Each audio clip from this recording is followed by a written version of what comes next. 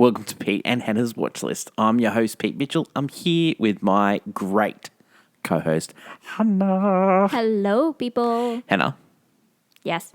we're here today for AFI Top 100 10-Year Revisited. But before we begin, let us tell the viewers and the listeners what they should do. Could you pretty please leave a like and subscribe to the channel? Subscribe. Leave a comment down below. Your feedback on the show. Thoughts, questions, comments, queries, all that jazz. Welcome. Hit the notification button and you'll get great content like this one. I just like to say, when you first said that, you said it like in a real low voice. Low. Low. How low can you go? Were you inspired by Kathy Moriarty from this movie? Yeah, she does. Yeah, the soul. Including great content like this one, including What's Next, the show where we help you figure out what to watch next. We reviewed Regretting You. I regretted bringing that point up as soon as I brought it up. And also A Ballad of a Small Player. Oh, that was cool. Shelby Oaks. Sure. Bruce Springsteen delivered me from somewhere. Yeah. Nowhere. Nowhere from there. Delivered me from nowhere from this movie. Just not, yeah. Not fun. Yeah. And that's it. Yeah. That was it. Yep. Today is AFI Top 100. Tomorrow is movie news where we'll preview Begonia. We'll also have a look at the Jennifer Lopez movie Spider something. Kiss of a Spider Woman. Sure. And then Friday we are continuing our show, The Countdown. It's movie number 50 to 26. Our most controversial takes continue. Yeah, wait till you see the top 10. Yeah. So our that'll be a top good 10 show. and the Top the 100 movies of the century so far. they are so different. But today's show is all about rage. Oh, rage. Pure rage. Pure. Movie number 4 on the list, Raging Bull. Oh. Movie from 1980. Originally on the list from 1997 was 24. I don't need that phone. I do. Hannah, have you seen this before? And, yes, I had. You have? Yeah, I have. Yep. Where did we watch it? Surprising. We watched it on Blu-ray. But we also, we have a copy. You can also get it on Amazon Prime, MGM Plus, I believe. Yeah. Research for this show, this episode, came from the DVD extras, which includes commentary from Martin Scorsese, also Thelma Shoemaker, who was the editor, also the writers,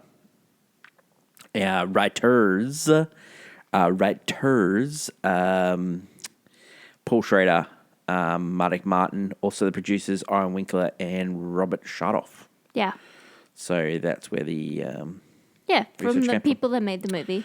Yeah, sure. The elevator pitch, we follow the life of boxer Jake LaMotta in and outside the ring. Yeah, I would say, yeah. This movie was directed by Martin Scorsese, who gave us previous entries on the list, including Taxi Driver. Let me just bring up my notes. And Goodfellas. Taxi Driver was, Hannah. Yeah, tell me. Taxi Driver was movie number 70-something? No, 52. 52, yeah. 52. Yeah. And Goodfellas, which is number 92. Yeah. So there you go. He also he's given us so many great movies. He's given us Last Temptation of Christ. He gave us New York, New York. He gave us Death of King of Comedy. He gave us Bringing Out the Dead. He gave us Cape Fear. He gave us The Aviator. What else have he given us? Age of Innocence. Recently, he gave us Killers of the Flower Moon. The Irishman. Hugo. Yeah. Great. Oh, Hugo. The Colour of Money. Great movie. Okay. Screenplay was by Paul Schrader and Martin. Martin Martin worked on Mean Streets with Martin Scorsese, which is his first movie. And it's also his first collaboration. So it was his second movie, his first collaboration with Robert De Niro. Paul Schrader, who wrote Taxi Driver, also wrote this one. And he also wrote Last Temptation of Christ as well. It's based on a book. It's called The Raging Bull, My Story by Jake LaMotta, and was helped by Joseph Carter and Peter Savage. Peter Savage also acted as a co-producer on this film. Mm-hmm. It was produced by Aaron Winkler and Robert Shardoff. They were the producers of Rocky. Yeah, Rocky. They did all the Rocky films. Which on this list Aaron as well. Winkler did Goodfellas as well, and he's also did Alto Kings from this year, and he also did the Irishman. Yeah. Okay. So yeah, Aaron Winkler, a huge producer, and they won an Academy Award for Rocky. Cinematographer was Michael Chapman. This is his first collaboration with Martin Scorsese, and he went on to do a few films with Marty, but probably best known other than this movie was for The Fugitive. Yeah. Wow. Yep. That's cool. Thelma Showmaker, a friend of Martin Scorsese from the NYU. This is the first collaboration together. They've worked together for every movie since, I believe. And she's won Academy Awards for this. She also won an Academy Award for what was Goodfellas, I think. Yeah. She's amazing. Thelma Shawmaker. No, Departed. She won an Academy Award for The Departed. Departed. That was Departed. Yes. Charts Off Winkler Productions were the production company distributed by United Artists. Release date was November 14th, 1980. Running time was 129 minutes. Budget was $18 million and a box office of 23.4. Okay, so movie number 4 on the list. Did it make the top 10 box office movies? No, it did not. Another one. Top 10. Blues Brothers, The Blue Lagoon, Blue. Smokey and the Bandit 2, Coal Miner's Daughter. That was a Loretta Lynn story and starred the great Sissy Spacek and also Tommy Lee Jones. Private Benjamin, which also starred Goldie Hawn. She was nominated for an Academy Award for that. Any Which Way You Can, which is the sequel to Every Which Way But Loose. Yeah. And it starred Clint Eastwood as a bare-knuckle boxer, and he had an orangutan as a pet. Airplane, which is the funny... Flying high funny movie that's got on airport. Stir Crazy, which stars the great Gene Wilder and Richard Pryor. Yeah. 9 to 5, one of the best movies of all time. Dolly, yeah. Love that movie. And another great movie of all time, The Empire Strikes Back. So great. A pretty good movie, actually, Hen. Yeah. No. Yeah. It's pretty good. Yep. Bradley Bull voted the best. I keep dropping that phone. It's the best movie of the decade, of the 1980s. Oh, yeah, Raging Bull. Okay. Oh, okay. Robert De Niro, he was the only man that could play this role. And he... Yep. So he played Jake LaMotta. So Yeah, he'd come off Mean Streets with Martin Scorsese. He also came off with Taxi Driver and then New York. He'd done Godfather Part 2. He was on the high. He could do anything and pick he really whatever wanted to he do wanted. this. He amazing in this film. Joe Pesci, this is his first movie in a long time. Robert De Niro actually sought him out. He was in a TV movie. He was working in a restaurant, and they went and saw him in the restaurant and said, "You should read for this role." And he did, and did a great job as Joey LaMotta, which is Jake's brother. Catherine Morita, this is her first ever movie. She was 17 when she was cast. This movie, 18 when she did the movie, and went on to a pretty good career. Started movies like Soap Dish. She was nominated for an Academy Award for this as Vicky LaMotta. Vicky LaMotta, one of the most attractive women I've ever seen. She was so attractive. And Catherine Morita in this is very attractive. Nicholas Constellato, you might not remember him, but he starred as the coach in Cheers. He played Tommy Como. Teresa Saldana, she stars as Lorne LaMotta, which was Joey's second wife. Frank Vincent, which is Salvatore Salva-Batz. He was Joe Pesci's friend. That's how they got the job. Catherine Moriarty actually got the job through Joe Pesci too. He'd seen her picture in a nightclub, and she was working as a receptionist. And then you should call this girl, and then they do, and she does the audition and gets it. Wow! So there you go. Frank Vincent, he played the guy that Joe Pesci kills in Goodfellas. Yes. Okay. There you go. Then you got Frank Adonis, Charles Scorsese, which is relation to Martin Scorsese. Yep. Yeah. So, pretty good cast. They got a lot of stick for the casting of this because there's a lot of first-timers, a lot of just people from the neighbourhood. Martin Scorsese copped a lot of gunk from his actor friends, but they've all gone on to pretty good careers, so maybe... Yeah. I think he wanted to give it that feel. Yeah. Raging Bull was pushed by Robert De Niro because he read the book on the set of Godfather Part 2. And he really liked the story. He said it wasn't really well written at all, but he thought there was a character there. And so he took it to Martin Scorsese. Martin Scorsese was on the set of Alice Doesn't Live Here anymore. And he goes, no, I don't see it. I don't like sports at all. He was more of a music guy. And so but De Niro was like, he was like a dog with a bone with this. They ended up getting someone to write the script, which was same guy that wrote Mean Streets, which was Martin. He ended up doing 6 months worth of research, went and visited Jake, also lived with Vicky for a week, and did all the research, came back, and they weren't happy with the script. Robert De Niro wasn't happy with the script, and so Martin Scorsese has taken it to Paul Schrader. He'll fix it.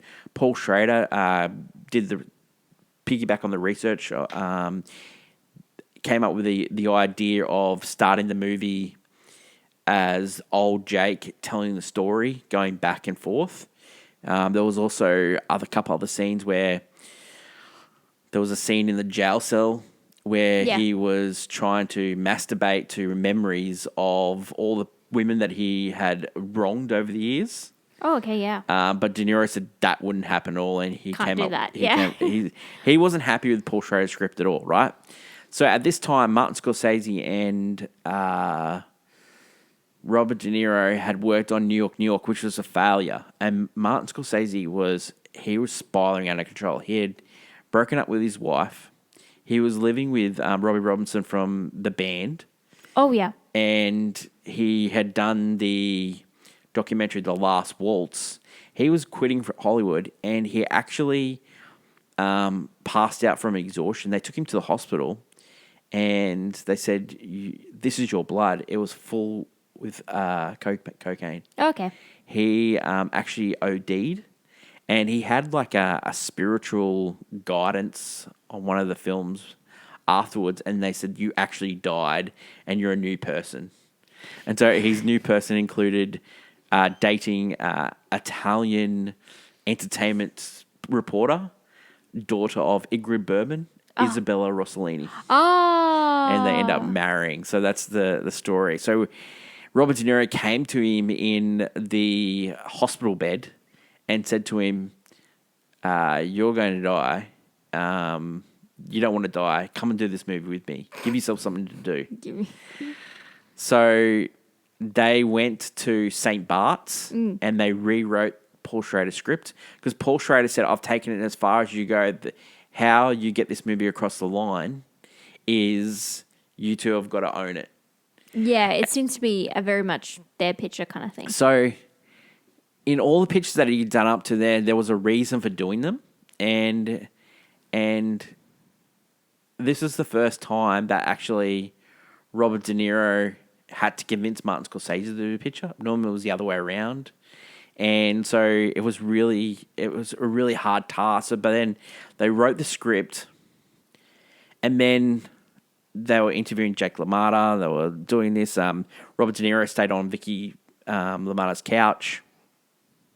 And then Robert De Niro and Jake LaMotta took Martin Scorsese to a boxing match. It was like a 5-match thing. And there was a scene where blood was dripping from the ring ropes. He was seeing the punching, and then it clicked to him, "Yep, I can make this movie. I know how to do it now." Yeah. And then there was, at the time, he was trying to get fit, De Niro, for this movie because he wanted to get fit, then get fat, so do the movie in reverse. And he was like filming the boxing scenes. He was like really because Jake and Robert De Niro had put all the scenes together, like the 9 boxing matches they were going to do, and Martin Scorsese was so deep in thought of how he was going to do it, and Robert De Niro goes, "Are you paying attention to this? This is serious, you know."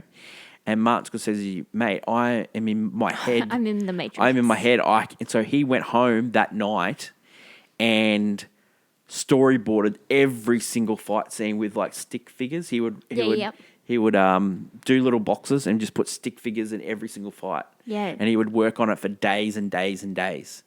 So yeah, He was choreographing. Yeah. He said it was like a dance. Yeah, boxing is very similar, especially when you're staging it in a film. Yeah. Okay, so they said they've got the script, they got how they're going to do the boxing. We need to go to Robert Chardoff and Aaron Winkler, and we need to get someone on board. Aaron Winkler and Robert Chardoff have worked with United Artists, so they were like sort of attached to them. They'd done Rocky, and they won Best Picture, and it was highly successful. It was cool. They goes, okay, this is the next movie that we want to do.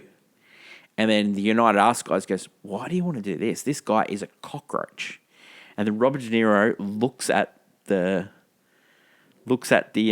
executive and goes, he's not a cockroach. He's a human. And at the end, Martin Scorsese goes, we're not going to make this movie. This is not happening.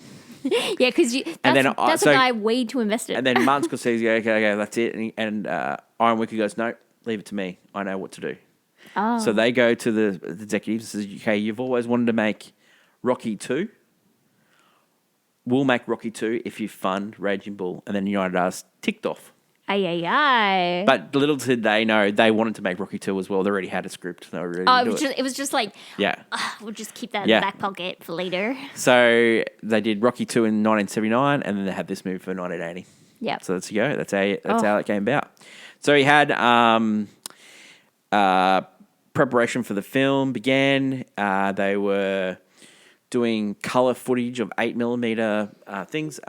Thelma Shoemaker, who was the editor and also went to school with Robert De Niro. Martin Scorsese was married to a film director from Britain called Michael Powell, who was a huge Scorsese and De Niro fan. Said that the colour of the gloves was wrong. They were like supposed to be maroon. He goes, well, they are maroon, and said, well, it's coming up red. Yeah, on the film. You should make the movie black and white. Michael Chapman had never used black and white. Thelma Shoemaker had never edited a film, and they all agreed, okay, well, let's do it all together. So they came up with it. That's how they came up with the black and white. Yeah. Okay, so after we've got all those things out of the way, we start making the film. They did the fighting scenes all together. They filmed it in studio. Also filmed it in Los Angeles Stadium, Olympic Stadium. And that's how they got all the boxing stuff. Then they'd have a 4-month break. And then Robert De Niro put on 60 pounds, I think. And how he did it was he ate breakfast, lunch, and dinner in France and just the biggest, richest food. Yeah, it's filled with like a lot of fats and stuff, yeah. The first 20 pounds, he said, was the easiest ever, and then the next 40 was terrible. Yeah, it would have been hard. No, it's hard to do that, especially after, getting so fit. Okay, so for the reaction of the film, so when they first test the film, it is not successful whatsoever. Of course not. They were not happy with the way the testing went.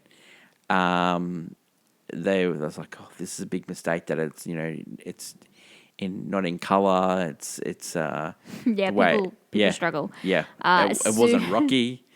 I think that's people like an underdog. I don't think the character is, even though technically he is actually starting from the bottom. Well, and then we had Rocky, then we had Rocky 2.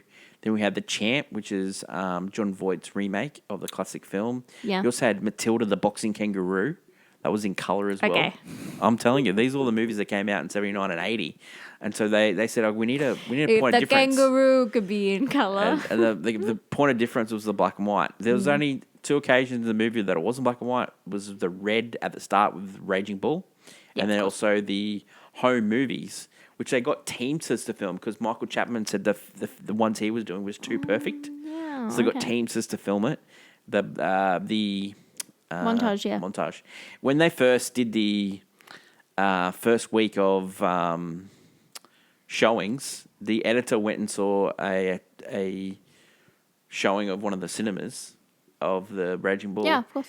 And the projectionist was taking out the home movie bits because he thought it was a mistake.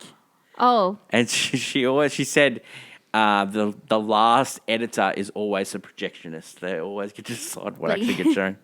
I don't like this bit. So the movie, the first critics panned this movie. They begged people not to go see it. It wasn't a big success at all. But Pauline Kael said that she described the movie as not as a biography film about a boxer, but as a biography film of the genre of prize fighting. Furthermore, saying that the film is a tabloid grand opera and overripe, ready for canonization, in which Scorsese puts his unmediated obsessions on the screen. Vincent Campbell, which we had on the list before, for New York Times, said that Scorsese has made the most ambitious film as well as his finest, and went on to praise Moriarty's debut performance. Either she's one of the film finds of the decade for Mrs. Scorsese's Svengali, perhaps both. The key for those performances in that movie, both Joe Pesci and Catherine Moriarty, was their first or second or third movie. Yeah, they were. Kathy's first. Martin Scorsese and Robert De Niro were coaching them and feeding them lines off screen. Oh. So there was a lot of ad-libbing. Oh. Right? Yeah. Because there was a lot of back and forth where they were like jibing in the movie. And a lot of it, De Niro and Scorsese were feeding them lines and getting them to get the right. And Scorsese and Martin, Robert De Niro, were feeding Joe Pesci like anti-lines or stuffing up the script on purpose to show Joe Pesci. Like one time where he said... frustratedness, yeah. One time he said there was a fight in the thing when they had the TV. Yep. Yeah, And Robert De Niro purposely said that, have you had relations with our mother? And it shocked Joe Pesci, and that's the shock that they looked. I'm not that gross, you're gross, for saying that. So just like little things like that. So to get they did. It's quite insightful that the I think it's an interesting. Did that. Yeah. It's an interesting thing that they did. Yeah. And it gets different reaction. It gets the the reaction they need to have. So it made its money back. Yeah. So everyone broke even, sort of thing like that, and it went on to get nominated a lot. It was the equal highest nominated film of that year with Elephant Man. It got nominated for Best Picture, Best Director, Best Actor. It was actually Martin Scorsese's first Best Picture nomination. Oh, yeah. Best Actor for Robert De Niro, Best Supporting Actor for Joe Pesci, Best Supporting Actor for Catherine Moriarty, Best Cinematographer Michael Chapman, Best Film Editing for Thelma Shoemaker, Best Sound, it's got a fantastic sound. It's pretty good. One of the sound coordinators was a guy called Warner, and what he used to do was when he would do a sound for a film, all the sound effects, he would burn all the sound effects so he couldn't use the same ones again. Oh, so he doesn't retread his steps. Yeah. And so this fight did so well. Aaron Winkler and Robert Chardoff used it for the other Rocky movies. Yeah. Rocky 2, 3, 4 after that, because the sound in this movie for the Rocky with the touching of the gloves and the gloves. I know, because it sounds so good. Tough. Yeah. Almost like you feel the punches. Yeah, it's really good. Everyone thought Robert De Niro's performance in this movie was absolutely fantastic, which it was. It is amazing. Do you think they deserve to win any others? I would probably say cinematographer. Probably cinematographer, yeah. So Robert De Niro beat Robert Duvall, John Hurt, Jack Lemmon, and Peter O'Toole. Yeah. Timothy Hutton for Ordinary People. Ordinary People won a few awards. Robert Redford beat Martin Scorsese, Best Director. You got to remember, Robert Redford was at the time highly popular. It was his first movie. It was a movie about loss. It was a movie about depression as well. It was a movie about therapy. You got to remember, at the time, Martin Scorsese was hated by Hollywood. He was a New York guy. He made New York films. He wanted little to do with Hollywood. Telling New York stories, he wanted it to feel... He did bring that on the screen in his movies. He thought Hollywood was the worst. And the fact that he wanted to make Hollywood films. You know, and like there was like a dinner before with all the nominees, and one of the Michael Chapman who got nominated. Pity you're not going to win because you're working for Martin Scorsese. You know, so things like that. Yeah, because people would look upon someone like that or someone's talent like that and just mock it because it's just not what everyone else is doing. Yeah. Catherine Mooney got beaten by Mary Steenburgen, who was she was a winner for Melvin and Howard. That was a story about Howard Hughes. Mm-hmm. You got cinematographer went to Tess, which is a movie by the great Jeffrey Unsworth. So it was like sort of one of those movies that they give to like an end of a great career. Oh, yes. But I think Michael Chapman, that is some great work there. So yeah, I did say Rob Rev beat. I thought David Lynch was very unlucky for Elephant Man as well that year. He was fantastic. Tess was a Roman Polanski film. Yeah. So need I say more? All right. So the nominees for Best Picture that year were Tess, Elephant Man, Coal Mine's Daughter, Raging Bull, and Ordinary People. The problem with Raging Bull is that it was on the heels of Rocky, which we've made it even like when we were talking about Singing in the Rain the year before, a musical one, which was American Paris with Gene Kelly. And so when you have movies that are very similar, and even though this is a better version of it, it unfortunately will not get picked because they've already done. We did it for this one. We can't do it for you. Sorry, like it's too same. That's true. Same. Yep. Which happens. It usually happens in Hollywood. It's just unlucky. Okay, so reaction for this film recently: Rotten Tomatoes 92, Letterboxd 4.2, IMDb 8.1, AFI, as I said before, original list was on 24. Yep. 100. It was 51 on the best 100 thrills. Yep. It was number 4 on this list, and it's number 1 in the sports movies. All right. Oh wow! There you go. Before we go on to scene breakdown. Before we go on to hot take. Oh, hot take. Clickbait, and then we go on to scene breakdown. Before we talk about Start that. Yeah. I just wanted to bring up the fact that Raging Bull is one of those movies where you one of those movies where how I'm going to put this. It's one of those movies where it is about a despised character. And how can you like a movie about a despised character? Oh, like they said, it's a cockroach of a person. Yeah. Yeah. And it is also, we've had recently on this list, Schindler's List. And a lot of people have said, how can you like that movie? It's about those It's bad about German people. awful people. Yeah. Yeah. But I don't know. Same I with don't know Gone with With, this. it's about I don't know. awful people. It's about. Okay, so it's interesting that within the last 4 or 5 weeks we've had Lawrence of Arabia too. Lawrence Rose is a bit different, but I'll say we've had Gone with the Wind about awful people. We've had Schindler's List about awful people, and we've had this movie about an awful person. Right? I don't like Gone with the Wind. I don't like this movie, but I like Schindler's List. Is that hypocritical? Yes, it is. Now, why do I like Schindler's List and I don't like this movie? I think there's a bit of a difference. There is. I think it is because of the uplifting nature of the movie at the end.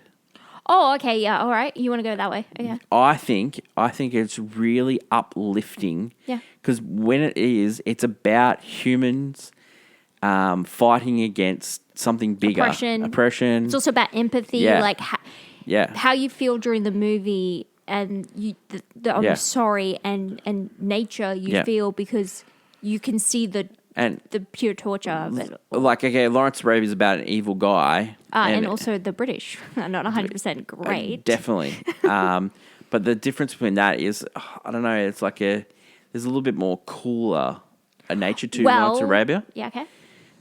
There's no cool factor to Schindler's List. There's no cool factor to this movie. And there's no cool factor to Gone with the Wind. Gone with the Wind's a little bit different. Gone with the Wind is just about just some of the most reprehensible people that you've ever met in your life. They're supposed and to. I can see why people like that movie because of the romance nature. No. I didn't like that movie at all. So what I'm just trying to say, and this is not my hot take. Oh, no. This is not my hot take. I just want to get this out before we go into scene breakdown. We're not high on this movie. And my reason for not being high on this movie is there's no redeeming, there's no lift. Yeah, and I think a movie in the end needs a lift. Yeah. It needs to grow human emotion. You know, my top 10 of all time is going to be different from other people's top 10 of all time because my top 10, I believe cinema should lift the person. Even though it's some, like, Schindler's List is some of the most terrible stuff that's happened in the world.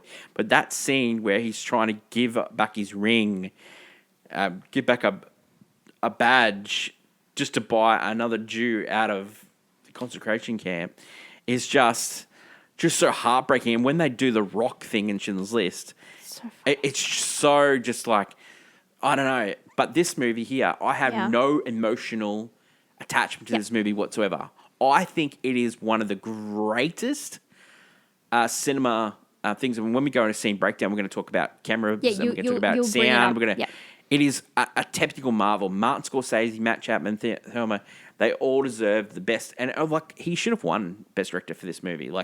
That's what I'm trying to get around to now. Yeah, of course. I think he should have won Best Director, and then he wouldn't have to have won for Departed. I think but Departed is pretty good. I think his best movie of all time is actually Goodfellas. I think that movie is a love letter to the old neighborhood that he had. I think it is the best movie, and it's the only Martin Scorsese movie that should be on the list. I think it's that good. Okay, yeah.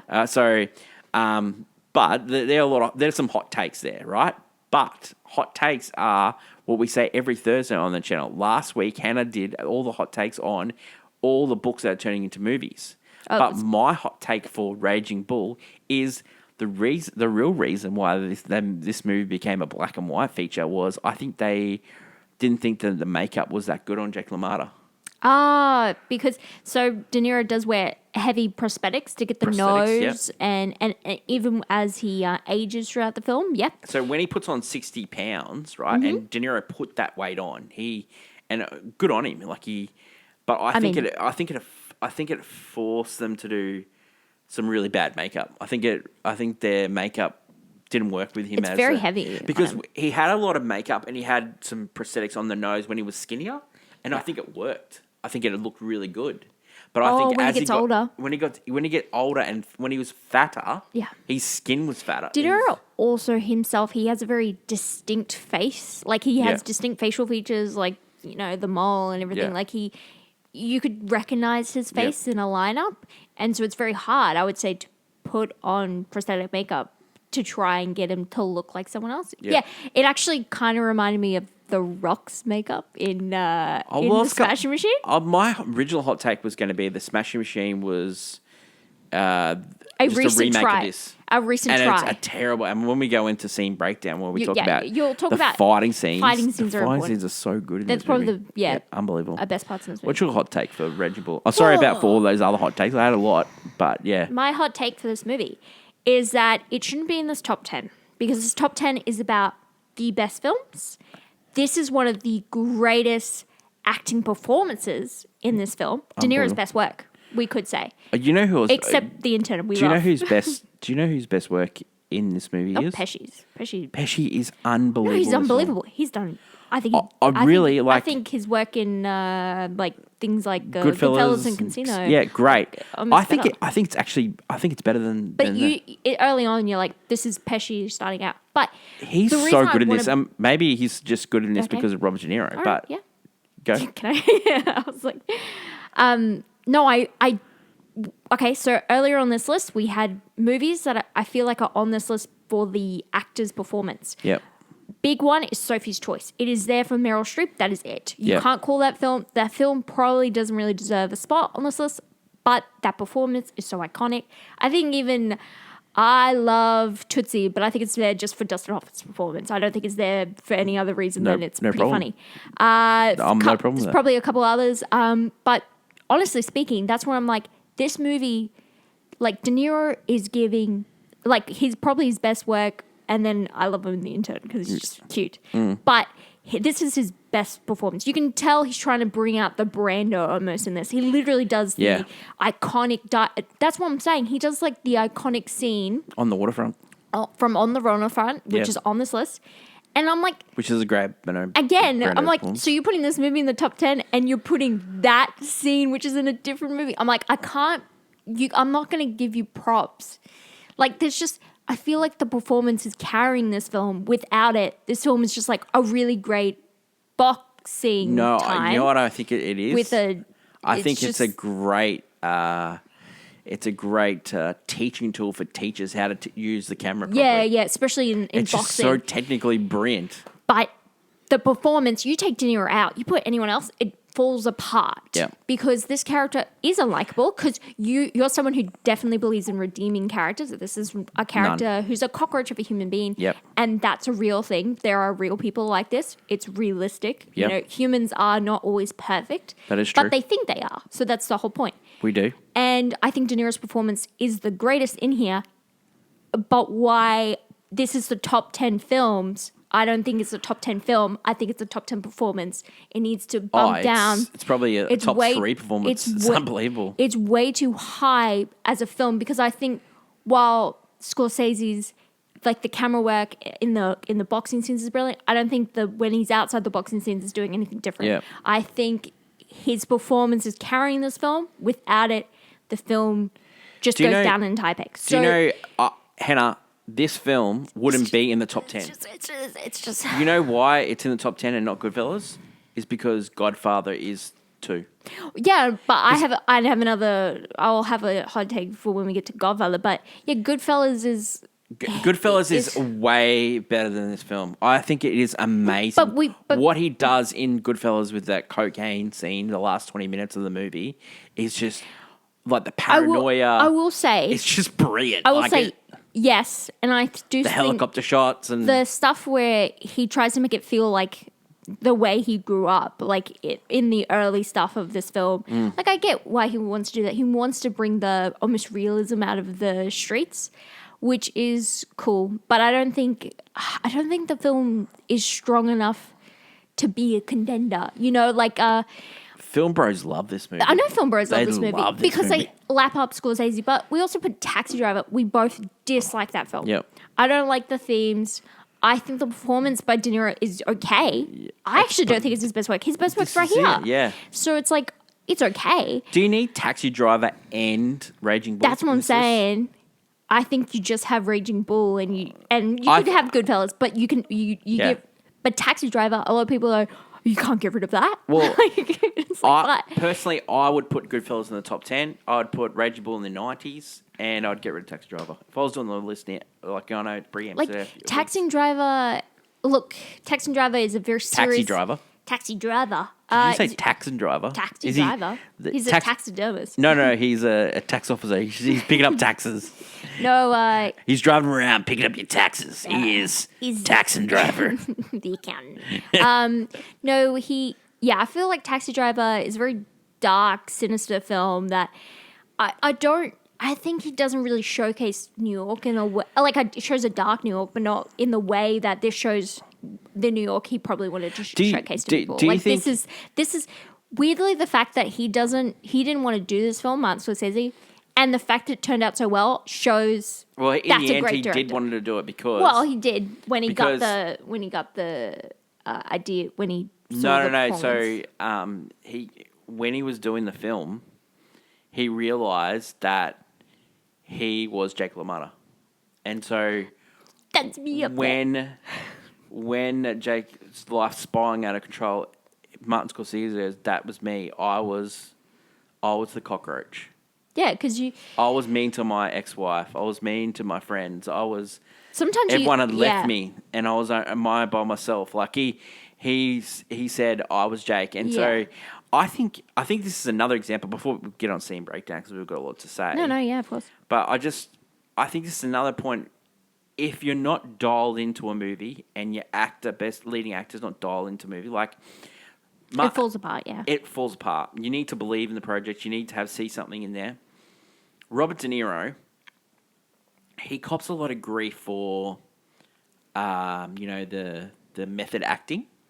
Yeah, early on, especially. Because he wanted to become a fighter for this movie, so he had like 1,000 rounds of fighting. Jake LaMotta, the real Jake LaMotta, said he could have had a professional fight. Don't know if he will win, but he could have had a professional fight. That's how fit he was. And then he went and got fat for this, like puts 60 pounds on. And so he cops a lot of grief because everyone said, why couldn't you just put a fat suit on? But the reason why De Niro wanted to do this film, and the reason why he wanted to get fit and he wanted to get fat, is he actually wanted to walk into the guy's shoes. He wanted to feel what he was feeling at the time. Yeah. And the weight thing is a huge thing. He talks about it a lot in the movie, where he talks about cutting weight. Yeah, and he finally wanted to let loose. So he cut weight. He was going into a hot shower and going to saunas and working out and hot suits. And then he wanted to put on weight just to show what Jake was actually feeling. Yeah. Like I think he saw him as like a kindred spirit. That's why he didn't say the guy was a cockroach. He actually saw something in him that he could see in himself, and he wanted to feel that way. He stopped doing the method acting after a while, Robert De Niro. No, because that would have affected you really bad. But I think it wasn't method acting for him. I think other actors, it's definitely method acting. I think he actually wanted to be in this guy's shoes. Yeah, I think sometimes when you see a person that like this, you go, I'm not like that, but yeah, you can sometimes feel like maybe I can be like that. Like that's the worst version of me there, and maybe he saw that in Jake LaMotta's character. Okay, let's go into a quick scene breakdown. Okay, so the scene breakdown comes into 3 different waves, right? You've got Jake in his personal life, you got Jake in the ring, and you got Jake after the ring. After the ring. Yeah. So there's 3 different Jakes, right? The Jake in his outside the ring when he's fighting informs the Jake inside the ring. So when Hannah goes through these fights, you want to go in, yeah. When Hannah goes through these fights, just remember that, because the things that are happening outside the ring inform what was happening inside the ring. So every fight is filmed differently. So when Jake's being loose and the ring is wide, when he's struggling with inner demons, the ring is like closing in on him. So there's all different types of Jakes, and there's all different types of in rings. And so Scorsese, that's why he probably should have won Best Director, because the directing for this movie is so... in the boxing ring. Yeah. That's all right, Hannah, let's go through a quick scene breakdown. All right, so we do start with the boxer who is aged. It's like 1964 or something. Yep. And he recounts like tidbits from his time of boxing. That's Jake LaMotta. We flash to 1941. And he also gives us a speech of the... That's entertainment.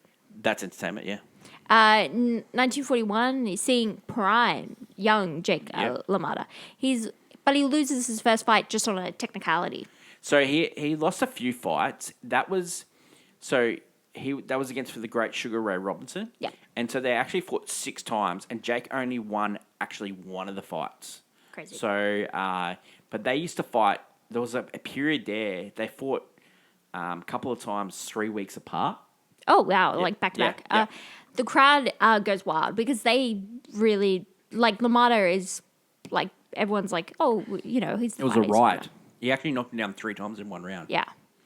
And then it takes us out to the Bronx where Jake's brother Joey is like discussing with Sal about about the fight, because they're trying to. The thing with Jake, he doesn't want to get outside help. He wants to be the best fighter with his own kind So of you got to talent. remember, Jake, as a young boy growing up, he worked as like a small-time criminal, and boxing back in the 30s, 40s, 50s, 60s, even beyond, Kind of rigged. was controlled by the mafia. And so a local boss was trying to convince him to throw fights, and then he would get him through the Ranks. grades quicker and get him a world title. But they wanted to do it themselves. Yeah. This is while Jake is like upstairs fighting with his wife at the time. Original wife. He ended up having 7 wives in real life, Jake LaMotta. Crazy. Joey goes in to talk to him, like trying to pull his head in. Joey in this film, he's his older brother, but in real life, he was his younger brother, and they're actually both fighting at the same time. And they end up, Joey gives up his career. Oh, yeah. Okay. And actually fights, becomes his sort of manager. Yeah. And also, Peter Savage, which I talked about, he was the associate producer and also wrote the book. He was his manager at the time too. Oh. And they were trying to convince Jake to throw fights. Oh, yeah. To try and get ahead. But Jake was so...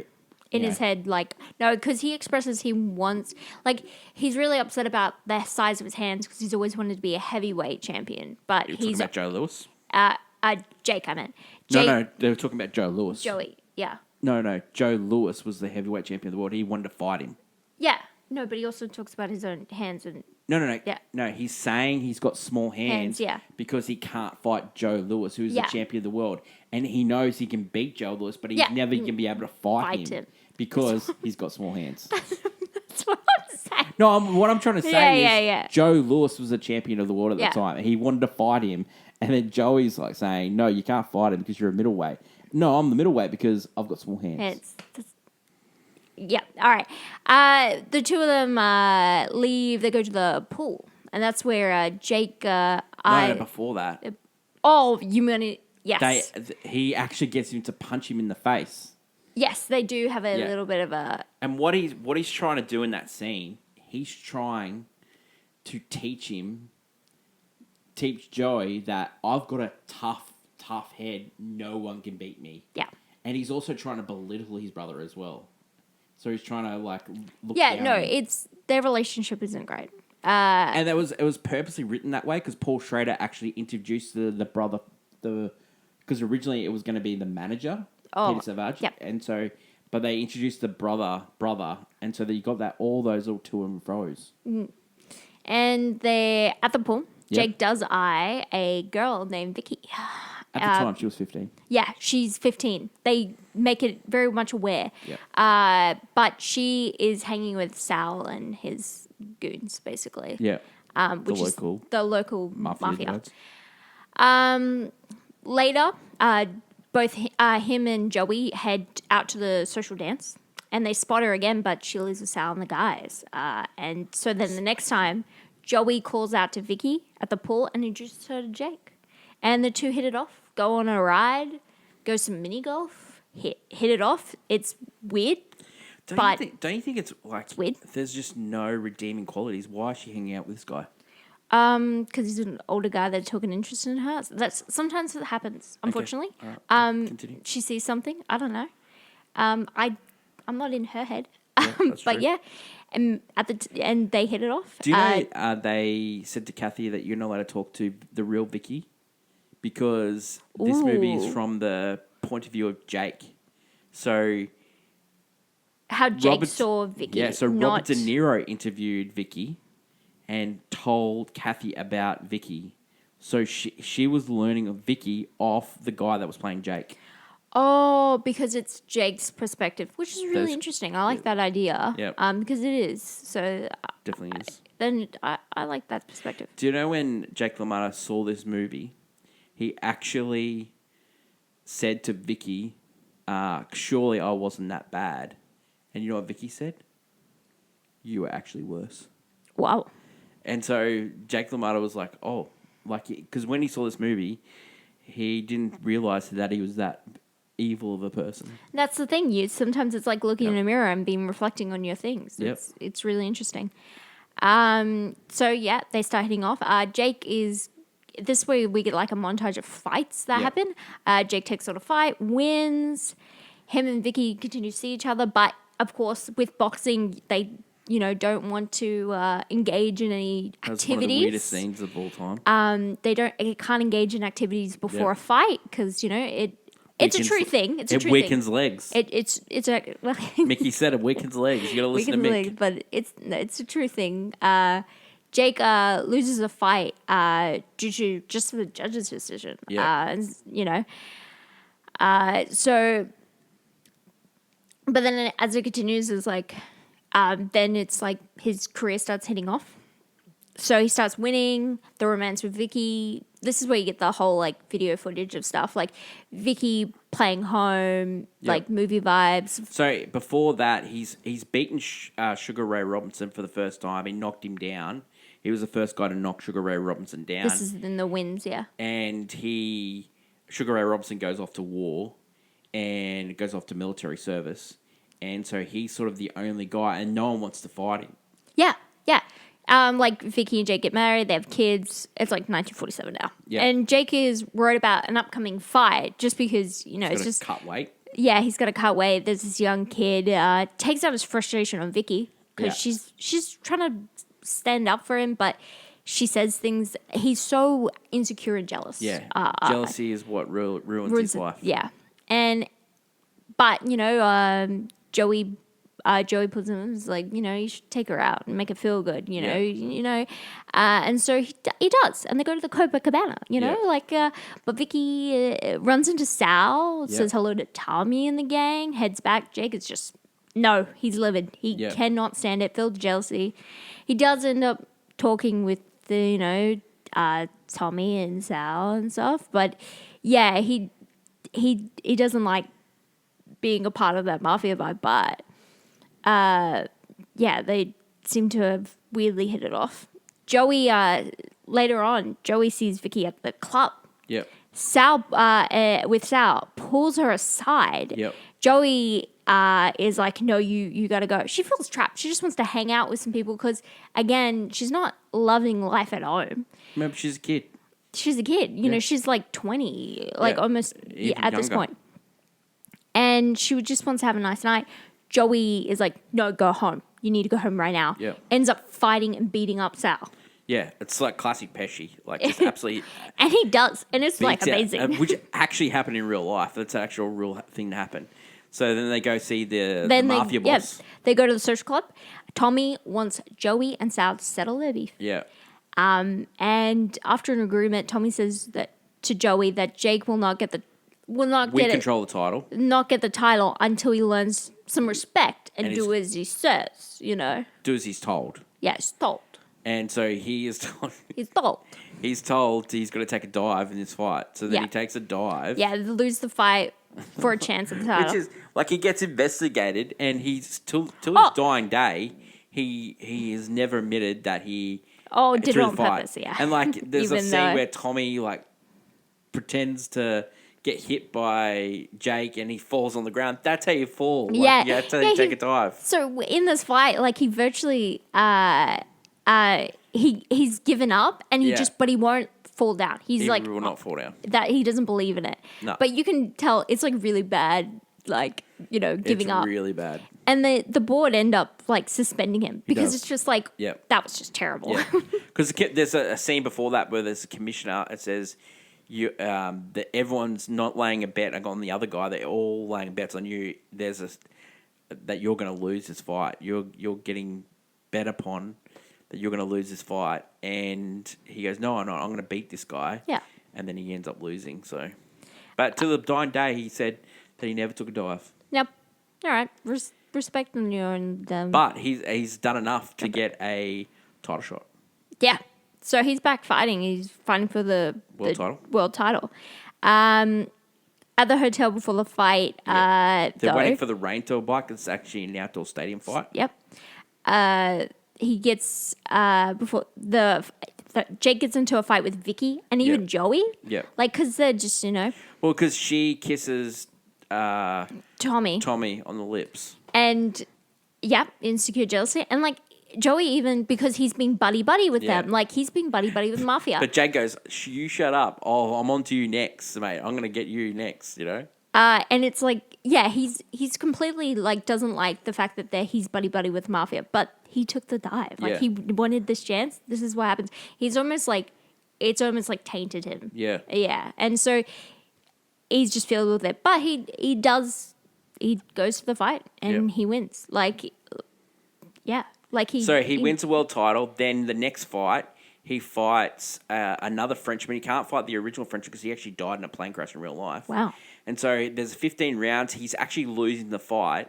And he ends up sort of rope-a-doping where he's playing possum on the ropes. He actually knocks him out, which is actually a real thing that happened. You can actually watch the full live fight footage. on the... There's like a newsreel thing on the Blu-ray extras. Oh. And then after that, he gets into a huge fight with Tommy about Vicky. Yes. They get into a huge argument. It's one of the most violent scenes you've seen. He goes and absolutely murders Tommy. Like, he just throws him through a window. She gets hit as well.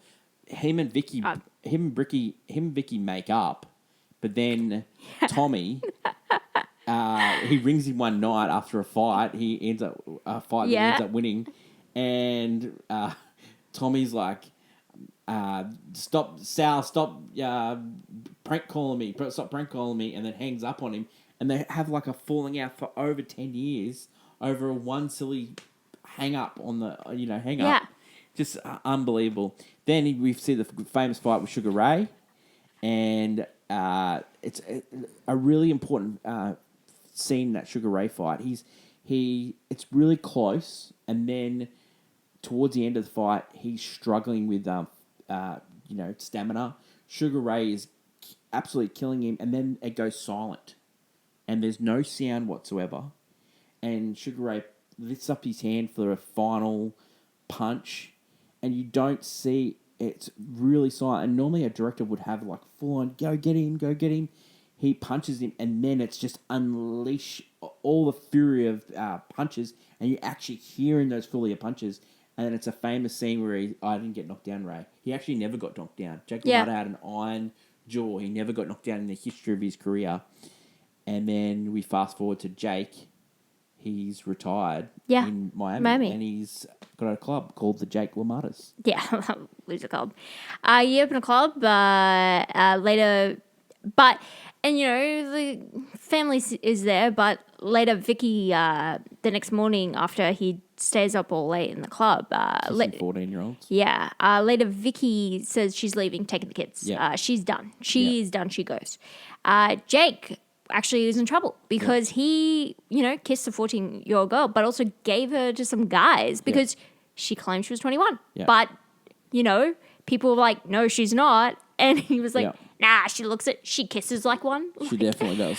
And he kind of is like he tries to sell his jewels on his belt. Because he's trying to scrounge for money, can't scrounge for money. So he ends up doing some time.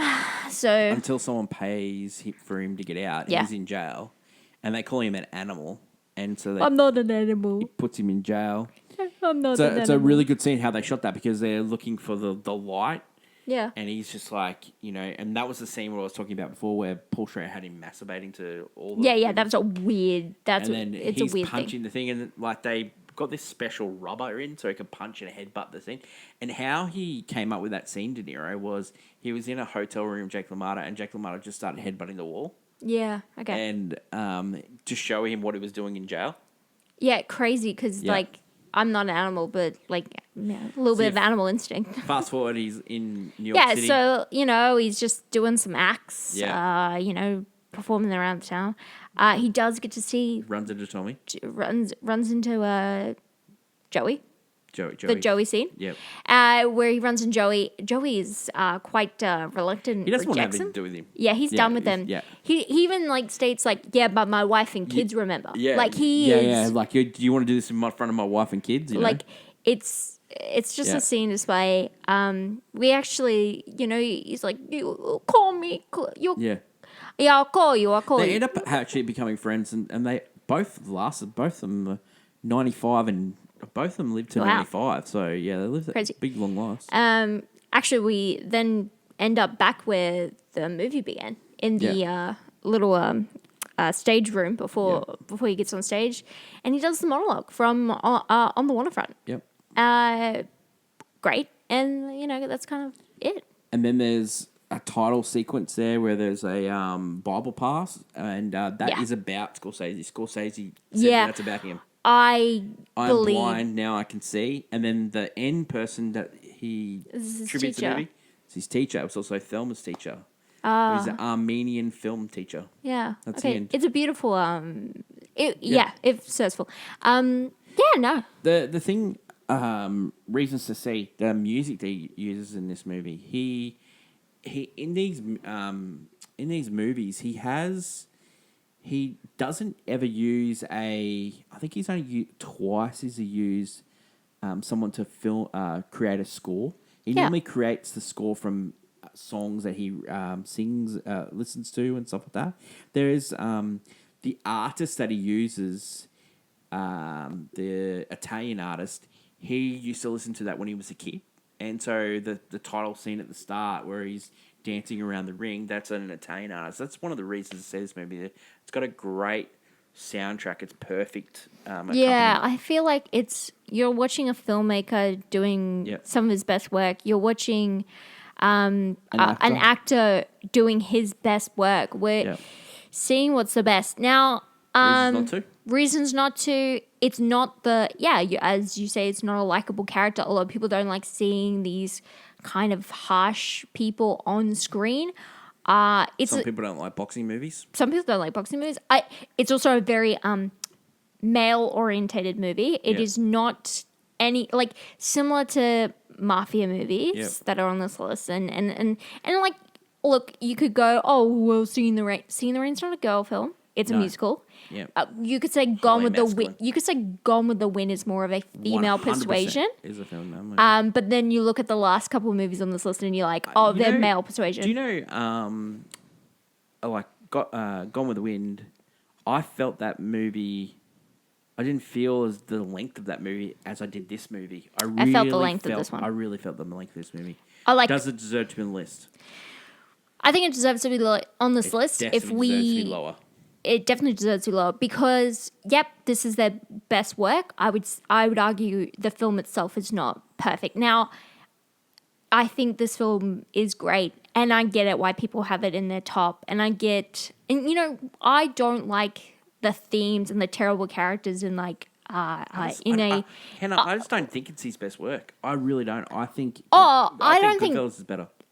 Yes, I think it's more of an entertaining film than this one is.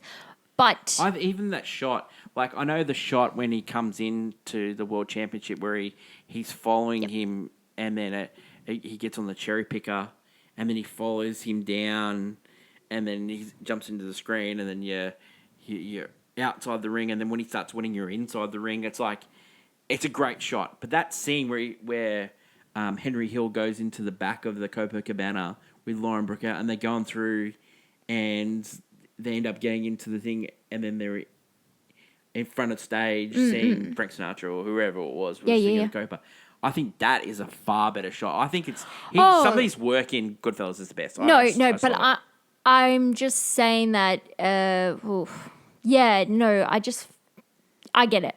But would you buy this on Blu-ray? We already have it. I personally wouldn't. Yeah. I'm not. On reflection, I look at this film and I'm like, I'm not a Scorsese lover. I don't think he. No, I think he speaks to someone, and it's just not me. Unfortunately speaking, and he speaks to a 50-year-old man who loves the Italian mafia. Would you watch this movie again? No, I would not. Do you reckon it's the last time you ever watched this movie? Yeah, I hope it is. I think it's it. It's different. Okay, so it's different to how I dislike everything to do with Clockwork Orange. Yep. I don't like anything about it besides the vibes, maybe. But even then, I don't like it. The vibes. Well, because I like some of the artistry of the. Yeah. But it's just it falls apart. And it's about kind of like despicable nature and human nature. Whereas this one, I can see why people would have it on their list because you kind of sometimes look at that character and go, if I'm anything like that, I think I need to reflect and change. Like, it's almost, I'd love it to be like that. So much so, but I would prefer if that was on someone's list than if I saw Clockwork Orange. I'm like, I don't know. What are you going to rank this movie? I only want to give it. Oh, okay, that's weird.